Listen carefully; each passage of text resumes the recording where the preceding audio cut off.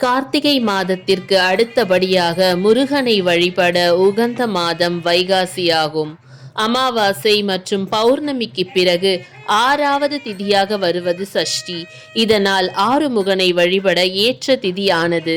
வைகாசி மாதம் வரும் வளர்பிறை சஷ்டியில் சஷ்டி விரதத்துடன் ஆரண்ய கௌரி விரதமும் கடைபிடிப்பார்கள்.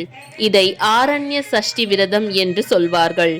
ஆரண்ய தேவி சக்தியின் 6 அம்சங்களில் ஒன்றானவள். காடுகளை ஆளும் ஆரண்ய தேவி சஷ்டி தேவி என்றும் அழைக்கப்படுவாள். விஷ்ணுவின் கண்களிலிருந்து தோன்றிய இவள் குழந்தை பேறு அருளுபவளாகவும் குழந்தைகளின் நோய்களை போக்கி அவர்களுக்கு நீண்ட ஆயுள் வழங்கும் இவள் முருகப்பெருமானின் துணைவியான தெய்வ யானையின் அம்சமாக கருதப்படுகிறாள். ஆகவே அம்பிகையையும் முருகனையும் ஒரே நாளில் விரதமிருந்து வழிபடும் இத்தினம் விசேஷமானது. வாழ்க்கையே மாற்றும் சக்தி படைத்ததாகும். மனத்தில் இருக்கும் பயங்கள் அனைத்தும் விலகும். வெற்றி மேல் வெற்றி வரும்.